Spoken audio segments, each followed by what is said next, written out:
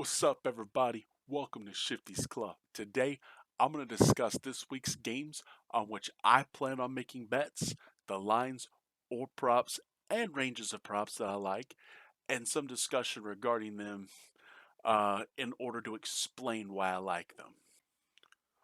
I'm hoping this will do well and a lot of viewers will like it and subscribe. If I see that people like it enough, I'll start doing this every week for my sports betting viewers. Also, a note, all of the lines that I'm using come from Bet Online. Anyway, let's get started. The first game this week is the Hawks card game, Thursday night. While I really don't like the spread total or the team total options, there are a few props that I would consider. The first one is Kyler Murray carries prop. It is at 6 right now for minus 127. I'm one of those guys who always tries to take the lowest number I can, get on those even if the odds are worse. But in doing so, it gives me more room for error. And I do this all the time with prop bets. The 5 or more option is set to minus 197, and the 4 more option is set to minus 313. If you're willing to take a 3.13 to 1 odds, I'd take it.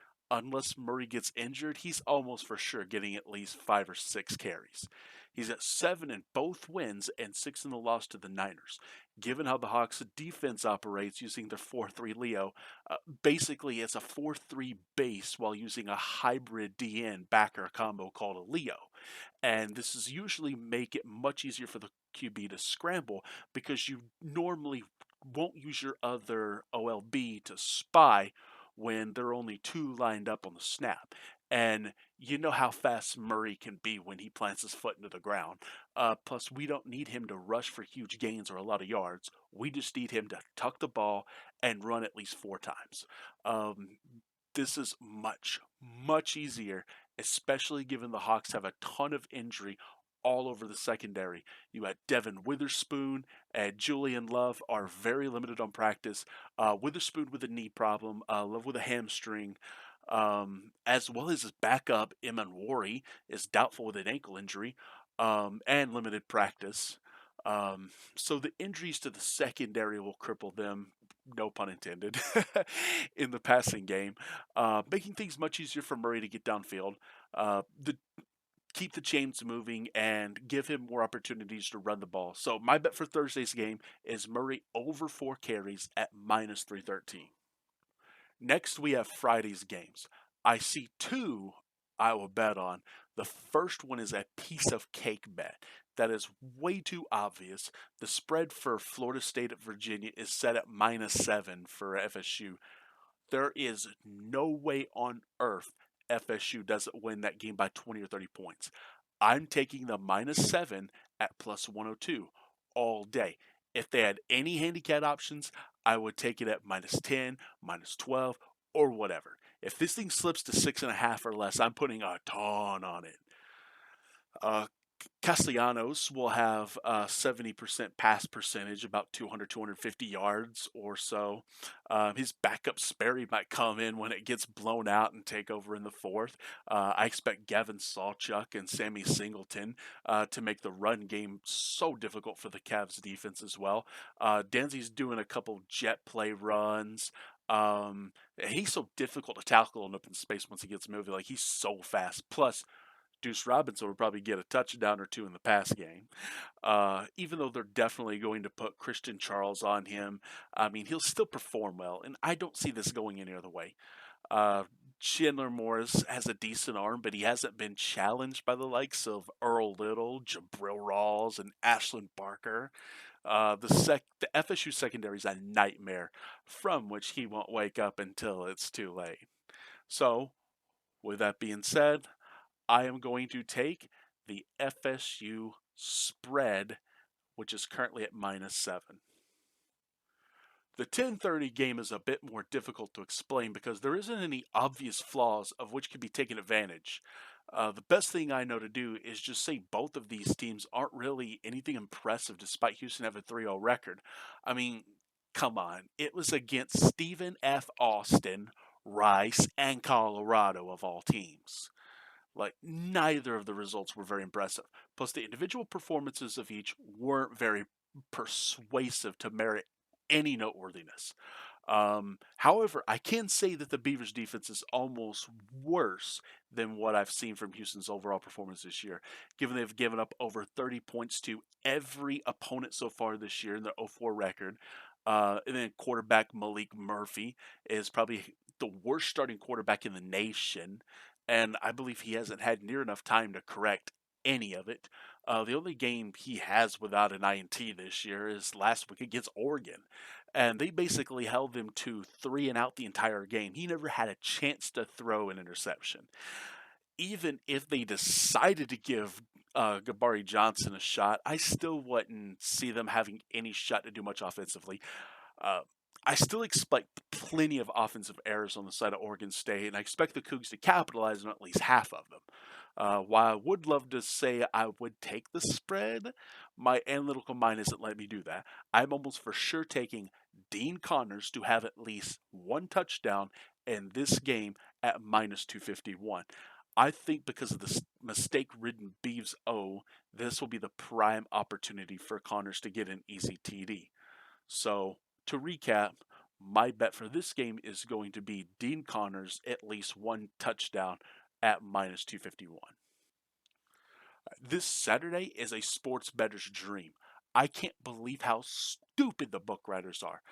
The best 12 o'clock bet is without any doubt the Georgia Tech Wake Forest game. They have Haynes King touchdown prop for at least one for minus 200. Keep in mind, King has rushed for at least one touchdown in each game this season, including 3 versus the Buffs. He can open up so much with his pass game and Jamal Haynes' rush attack that it just discombobulates the defense. They don't know whether to blitz, cover, spy, play man. It's like a roll of the dice with him. Anyway, Haynes King, at least one touchdown at minus 200 is my prop for the 12 o'clock game. The best 330 option, in my opinion, looks like it will be when they make it available. I'd take Rice versus Navy, Alex Texa, to have at least one touchdown. He's rushed for one every game so far, so why not expect the same against Rice in their half-ass defense? There aren't a lot of good ones for 330, so when you see this option, which it will be there Saturday, I almost guarantee you it'll be there. I don't know what the line will be, but whatever it is for him to have at least one touchdown, I would take it. But there is a very obvious solid one for the 7 o'clock game. They got Memphis versus FAU, with Memphis only getting 13 and a half. I'd bet the house on Memphis to cover that times two. You got Brandon Lewis doing decently with the pass game, but the real eyesore is to the Owls' defense is going to be the run game.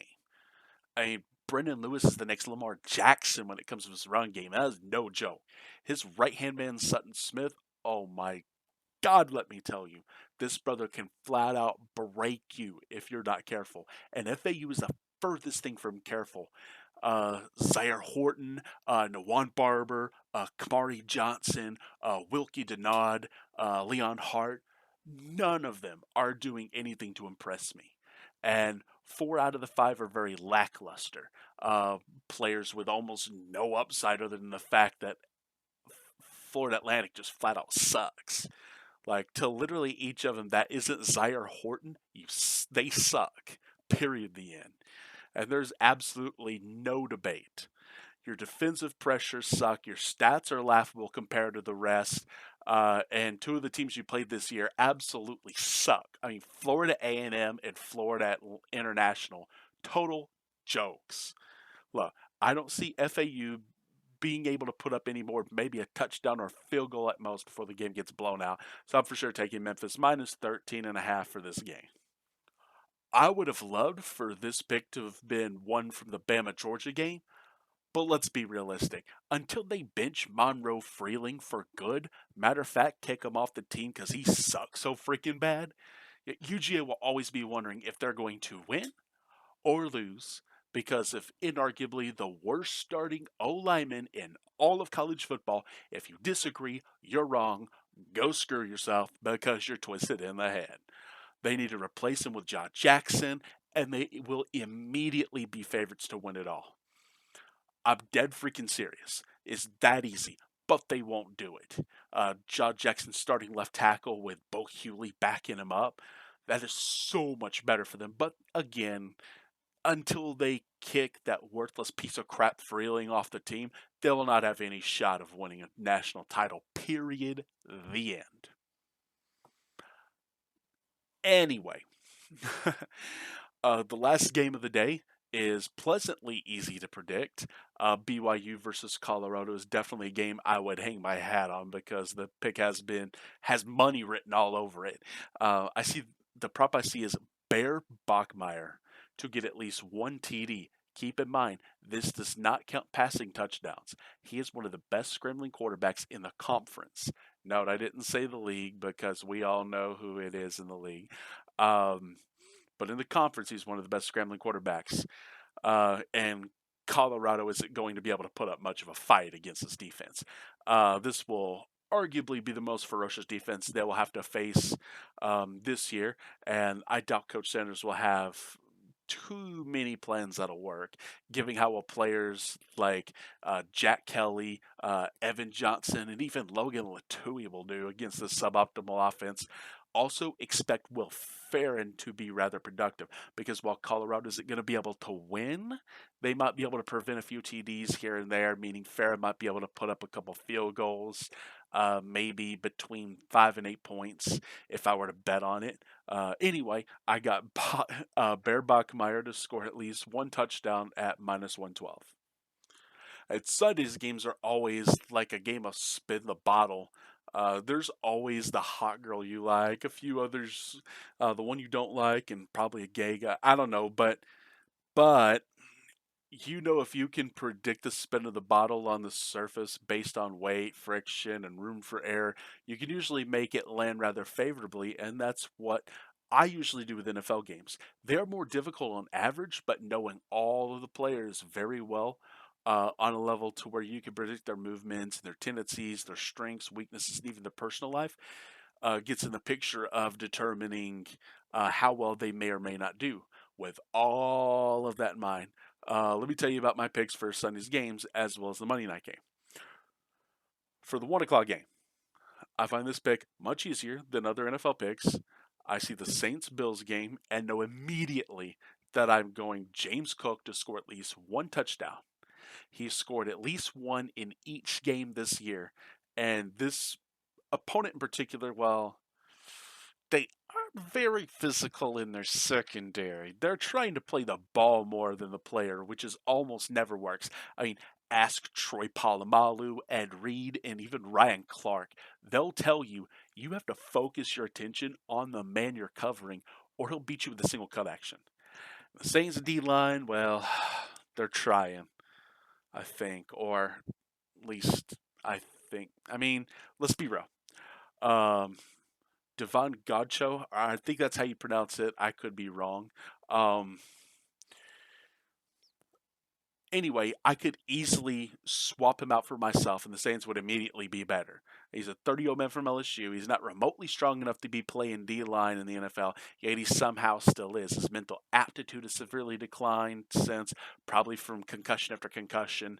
The dude is not that great to begin with back at Miami before COVID, and he only has 4 tackles in 3 games. Dude is a waste of a 50-second spot.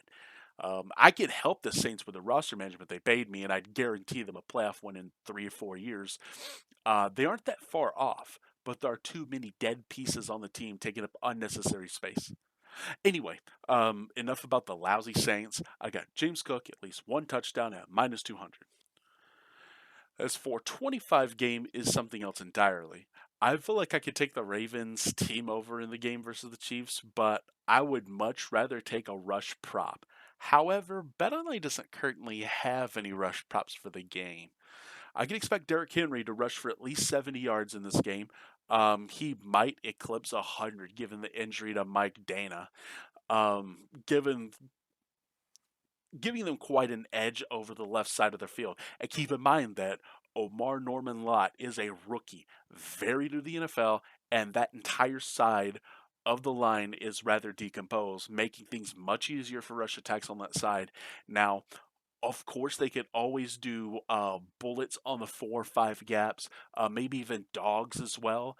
Well, given they are willing and able to spare a safety, for a play. I just wouldn't expect them to bring much pressure to the G gap or do any fire or thunder type blitzes because they understand how flexible the Ravens' offensive game plan is, and all it takes is one wrong defensive play call, and LJ or Henry is off to the races. And that's why I really like the rush props, but sadly they aren't available, so I can't give you any opinions on them. But I can give you a yards frame for what I would take the over. But therefore, I'll more than likely be going with the Ravens over 26.5 for the game at plus 100. The night game is a complete joke, but I'm going to love hearing the boos when Parsons takes the field. Keep in mind, while it was ultimately Jerry's decision to trade him, Parsons wouldn't hear him out on any of his salary offers, and I say good for Parsons. But the Cowboys fans, of course, are a lot more concerned about their team than him. Anyway, the betting options aren't super fantastic, but there are options. I really do love the Jordan Love passing prop um, over 1.5 at minus 137, or passing touchdowns prop. The only reason, and quite literally the only reason I wouldn't go with it is strictly because of one player, Brandon McManus. I actually think Dallas would be able to stop a drive or two in field goal range, and once they give it a big enough lead and they start to run more and play the clock, that's maybe a 5% to happen, but it is a high enough risk that I would want to avoid it. And remember, you want to spin the bottle as perfectly as possible because those losses can hurt your pride, or in the sports betting case, hurt your pocket. Um, I might still take it with a similar or smaller amount of money, but um, the one pick on which I'm fairly convinced is the race to 20 points in favor of the Packers at minus 233. Um, I'm fully convinced that Dak is a decent player whose injuries in the past have surmounted the delinquencies in his overall performance, and therefore will suffer because his best lineman is freaking Brock Hoffman, the center. His best receiver, CeeDee Lamb, is doubtful because of an ankle injury, and their only decent defensive player left is Trayvon Diggs, who is questionable with a shoulder injury, which will still cause him enough discomfort to hinder his performance. If he plays, if he plays. Anyway, enough about the sorry Cowboys. I got the Packers first to score 20 at minus 233. And of course, the last game of the week, it's the Monday night game that absolutely nobody is psyched for. Well, except maybe some kid whose parents are taking him. Keep in mind there are two games, but only the Jets Fins game is worth mentioning. You have the most degrading, worthless, and horrendously run franchise in all of sports in the New York Jets. Absolutely pathetic. Going to Miami to take on the Dolphins, who are, let's just say, not doing the best defensively. But then again, neither are the Jets. Look, I get that Reynolds has a hamstring injury. Um, I get that. Trust me, I get that. Um, Waller has a hip injury. But you look at how badly hurt each of their defenses are. You got McCrary Ball and Quincy Williams on IR. Brownlee questionable with the ankle, and Tufele with whatever the heck is wrong with him. Uh, then you got Melifonwu with a calf, Duck with the ankle, Marshall with a hamstring. Like, where does the defensive injury stop? This is going to make it much more difficult for them, um, for either team to stop each other. Of course, I fully expect the Fins to beat the Jets and cover the spread, but of course, I'm hesitant because of the lack of defensive efficiency they currently have. Because of that specifically, I would either take the game over of 45 or the Dolphins team over of 23.5. I feel like either would be solid bets, but of course, I'm going to go with the Dolphins team over 23.5 at minus 125. Anyway, if you stayed for the whole thing, please let me know in the comments how you enjoyed it. Like I said at the beginning, if everyone likes this kind of content and I get enough subscriber support from it, I'll gladly start doing it every week. Anyway, guys, make sure you bet responsibly and never bet more than you can afford to lose because at the end of the day, anything can happen and nothing is guaranteed in life except death. So I ask that you like the video, subscribe to the channel, and I'll see you next time at Shifty's Club.